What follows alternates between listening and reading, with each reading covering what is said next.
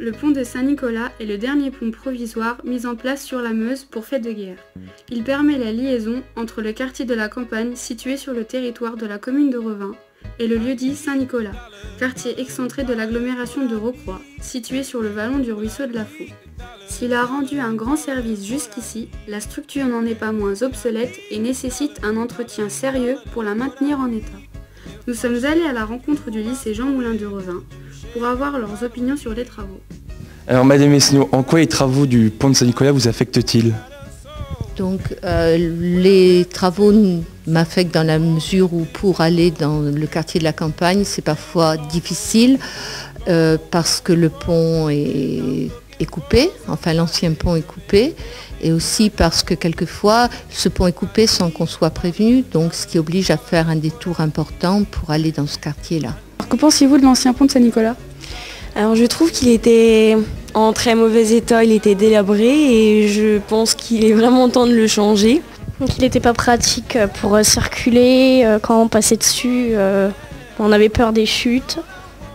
Puis avec ses bosses, ça faisait vraiment ancien, il était temps de le refaire. En quoi les travaux vous affectent-ils ? Ça ne m'affecte pas, non. Pensez-vous que la reconstruction du pont permettra un trafic plus fluide ? J'espère, oui, et puis que Revin sera traversé par une grande circulation, qu'il y aura beaucoup de monde dans la ville, que les commerces marcheront très fort, etc. etc. C'est ça l'intérêt. Le coût du pont de Saint-Nicolas est de près de 10 millions d'euros, financé à l'aide de subventions dont presque les 2/3 proviennent du Conseil général des Ardennes et de la ville de Revin. Pensez-vous que la reconstruction du pont permettra un trafic plus fluide ?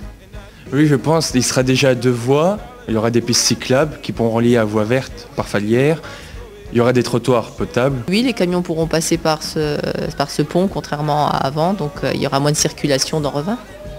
Que pensez-vous du pont actuel ? En très mauvais état, mais par contre ça marque l'histoire puisque c'est un pont qui a été construit pour la guerre, donc c'est vrai que quelque part on aurait pu le garder au moins à côté pour montrer ce qui se construisait rapidement pendant la guerre, pour une page d'histoire. Pensez-vous que d'autres aménagements sont nécessaires dans la vallée ? Oui, par exemple construire plus de maisons pour ramener du monde à Revin, puisque c'est un peu mort en ce moment.